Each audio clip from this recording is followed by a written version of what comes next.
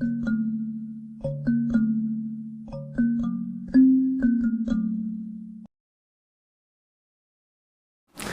My dear কলেজার, তুমি যদি এই অঙ্কটা করতে যাও তুমি কীভাবে করবে? তুমি ডেফিনেশন দিয়ে করতে পারো, কেননা সেখানে তুমি জানো মড অফ এক্সএন, এটা কিন্তু আমি এক্সএন ধরে নিই এই সিকোয়েন্সটাকে, x n minus l less than epsilon for all n greater equals to k, এটা ছিল ডেফিনেশন। সেখানে কি করতে হতো? সেখানে তোমাকে এপসিলনটা চুজ করতে হতো, কারণ এপসিলনটা তোমার নিজের, তাহলে তুমি এপসিলনটা চুজ করে নিয়ে কেটা তোমাকে খুঁজতে হতো একটা, তাই না? কে একটা ন্যাচারাল নাম্বার ছিল, সেটা যদি পেতাম তাহলে আমি বলে দিতাম যে mod of x n tends to l, অর্থাৎ এক্সএন সিকোয়েন্সটা এলে কনভার্জ করতো, তাই না? কিন্তু এই ধরনের অঙ্ক বা এই অঙ্কটাকে আমি অন্যভাবেও করতে পারি। একটা ছোট্ট যদি তোমাকে থিওরেম দিয়ে দিই, খুব সহজে তুমি অঙ্কটা করতে পারবে, সেখানে তোমাকে আর ডেফিনেশন লাগবে না। কি থিওরেমটা বলো তো? না, এক্সএন যদি একটা সিকোয়েন্স হয়, এমনভাবে সিকোয়েন্সটা পেতে হবে যার mod of x n plus 1/xn এর লিমিট নিলে এল হবে। এলটা কি? একটা পজিটিভ নাম্বার বা 0 হতে পারে, এবং সেটা 1 থেকে কম হতে হবে, তাহলে এক্সএন সিকোয়েন্সটা 0-তে কনভার্জ করবে। তাহলে তুমি প্রথমে কি করবে? এটাকে এক্সএন ধরে নিবে, এক্সএন ধরে নেওয়ার পর এক্সএন প্লাস 1 বার করে তার ডিভাইড করে মডুলাস নিয়ে তার লিমিটটা যদি 1-এর থেকে ছোটো বা একটা পজিটিভ সংখ্যা যেটা 1-এর থেকে ছোটো হয়, এরকম একটা যদি নাম্বার পাই, তাহলে আমি ডিরেক্ট বলে দেবো যে এই সিকোয়েন্সটা 0-তে কনভার্জ করছে। তো দেখো কীভাবে করি আমি একটু, ঠিক আছে না?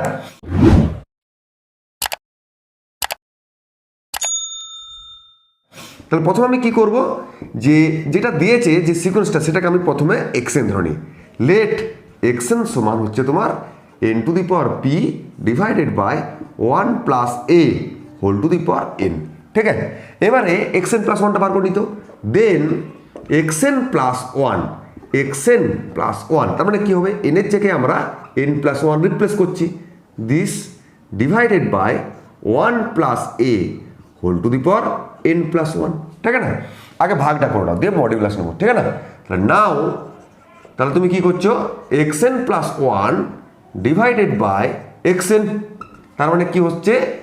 n plus 1 whole to the power p divided by 1 plus a whole to the power n plus 1 গুণিত এক্সএন, মানে নিচে আছে তার মানে উল্টে যাবে, অর্থাৎ 1 plus a whole to the power n divided by n to the power p। এবার এটা একটু ক্যালকুলেশন করে নিই, কী হবে বলো তো?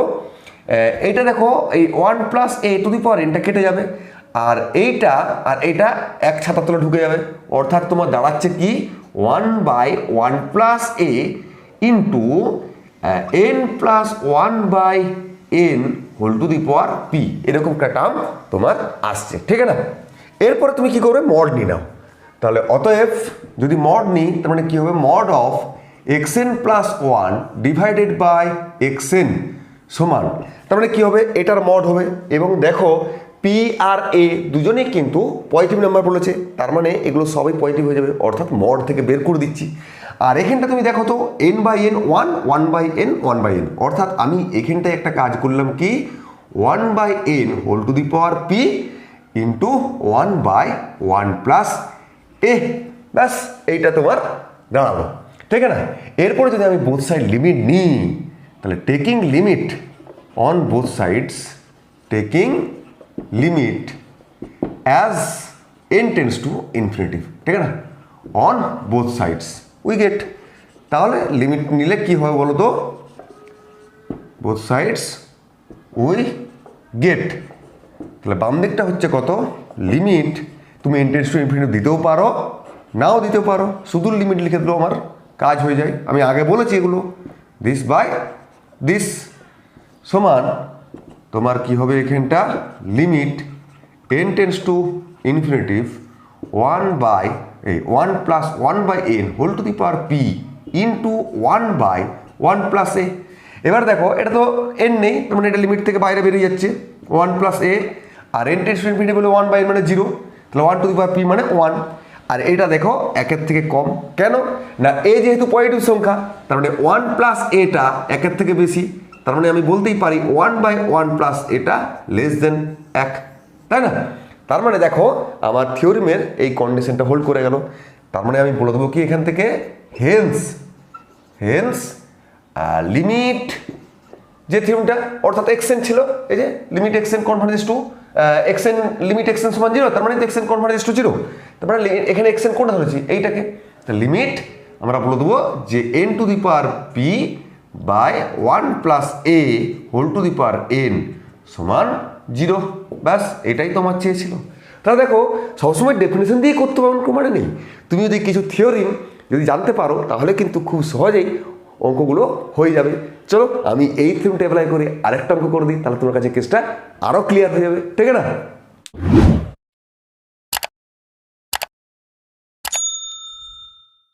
দেখো স্টুডেন্ট, এইটাও দেখো ঠিক সেম কেস হবে করবো।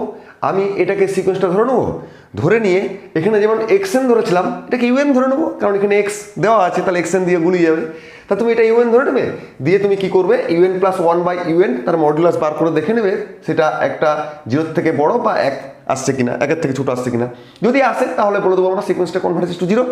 তাহলে প্রথমে এক কাজ করি, সিকোয়েন্সটাকে আমি ইউএন ধরে নিই, ঠিক আছে না? তার মানে লেট ইউএন সমান ধরে নিলাম গিয়ে x to the power n divided by n plus 1। Then দিয়ে আমি কি বলবো ইউ এন প্লাস 1, তার মানে কি হবে x to the power n plus 1 divided by n plus 1 factorial. তাহলে নাও এবারে ভাগ করে নিই, তারপরে মড নেব ইউএন প্লাস 1 বাই ইউএন। তার মানে তোমার কি দাঁড়াচ্ছে x to the power n plus 1 divided by n plus 1 এর ফ্যাক্টোরিয়াল গুণিত n factorial divided by x to the power n. তাহলে আমরা এখানটা কীভাবে ক্যালকুলেশনটা করবো, দেখো এক্স টু দি পাওয়ার এনটা কেটে যাচ্ছে উপরে, তার মানে এক্স, আর নিচে যদি আমি করি যে এন প্লাস 1 ফ্যাক্টোরিয়াল যদি ভাঙি তাহলে কী হবে N plus 1 into N factorial, সেই এন ফ্যাক্টোরিয়ালটা কাটিয়ে দিলাম, তাহলে আলটিমেট তোমার এটা পড়ে থাকলো। তার মানে আমি কি বলতে পারি বলো তো, দিয়ে যদি মড নিয়ে নিই u n plus 1 by u n তার মড, তার মানে দেখো উপরটা তোমার মড হচ্ছে, কারণ এক্সটা তো any real number, positive negative both হতে পারে, আর এটা তোমার যেহেতু পজিটিভ নাম্বার তাহলে এন প্লাস 1 হয়ে গেলো, ঠিক না? এবং দেখো এইটা টেন্স টু 0 হয়ে যাচ্ছে, কেন? যখন আমি এনটা ইনফিনিটিতে নিয়ে নেবো, তাহলে দেখো 1/ইনফিনিটি মানে 0 হচ্ছে না, তার মানে এইটা 0তে টেন্স করছে। দেখো এখানে কিন্তু 0 সমান ছিল, তার মানে এই কন্ডিশনটা হোল্ড করে গেল। তাহলে আমি কি বলবো, যে সিকোয়েন্সটা দেওয়া ছিল গিভেন সেটা তোমার 0তে কনভার্ট করছে।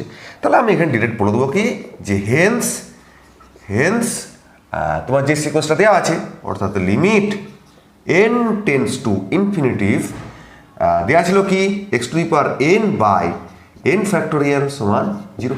ব্যাস হয়ে গেল।